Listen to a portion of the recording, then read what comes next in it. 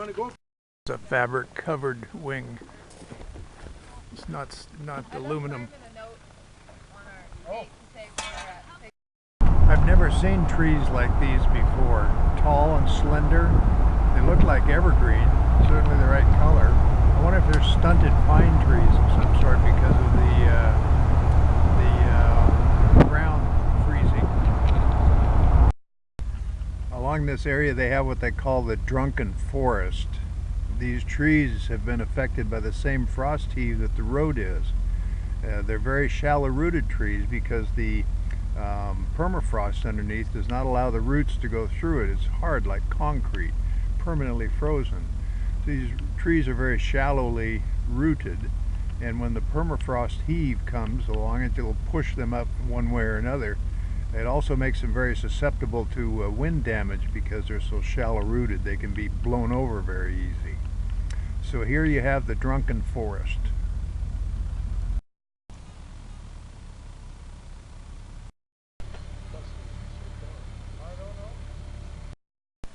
We're in Tuk, T-O-K, Alaska, in a tourist shop where I found this authentic trapping toboggan used in Canada and Alaska from 1910 to 1940. Now we're on the same highway, the Alaskan Highway, but we're in Alaska. Things have changed quite a bit, as you can see. One fellow traveler commented to me that he thought the Canadians didn't maintain the highway in Canada that well because the Canadians never use it. What's the point of coming up here to Alaska when you've got the Yukon to visit or live in? I think he has a point. Sometimes Benji will take a look at the outside world from his perch on the couch. I mentioned those large mosquitoes in Alaska. Here's a couple of them who are eyeballing Benji.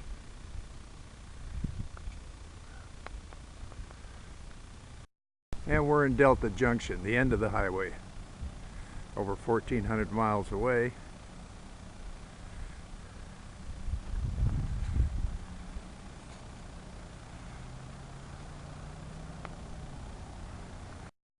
This device is called a pig, and it's run through the oil line. It scrapes off wax buildup on the inside. The oil coming behind it just pushes it through, and as it scrapes everything off the walls. They also have ones that carry instruments that can tell them about the condition of the pipeline. The large one is the pipeline that's currently in use. The ones on top are comparison pipelines that have been laid earlier over various routes in Alaska.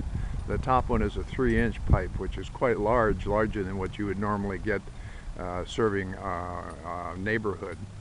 1-inch pipe is what you usually have coming into your home for gas and water. No self-respecting city park or museum would be caught without some leftover stuff from building of the highway. This is a cable-driven shovel. Now Delta Junction is the end of the Alaskan Highway, but we're still 100 miles short of Fairbanks.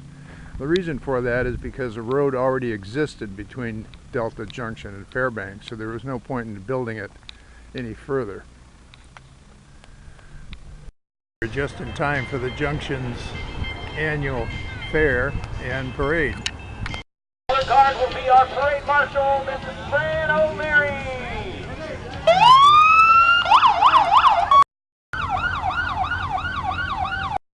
Fran O'Leary, 99 years old, is the Grand Marshal. She moved to Alaska in 1940. Hey, here's the trophy.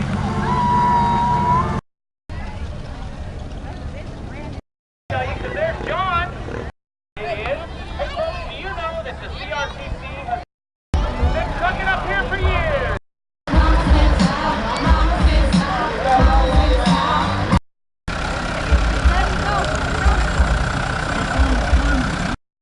Alaska Pipeline. 1 million barrels a day pass through it. It holds 9 million barrels, which means it takes 9 days for a barrel to pass from one end to the other.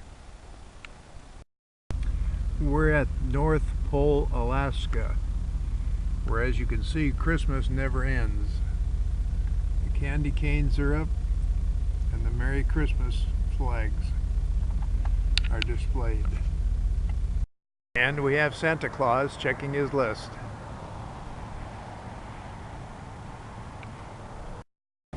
We're in Fairbanks.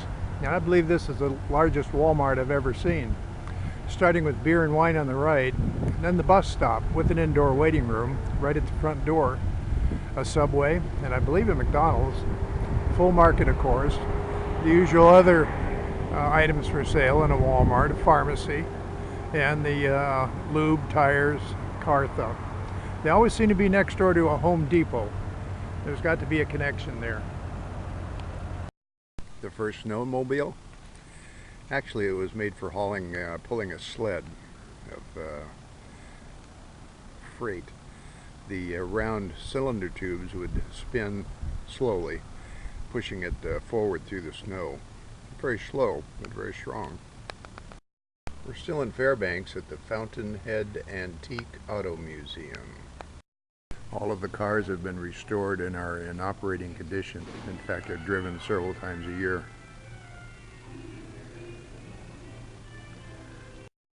These two cars are what is known as preservation cars.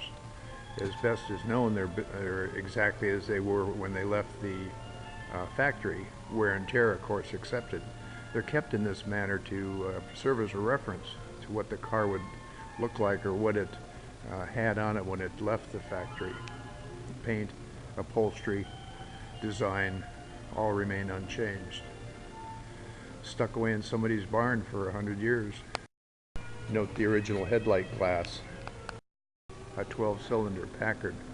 The more cylinders, the less vibration the engine put out. Some engines had as many as 16 cylinders, but they're not practical for everyday use.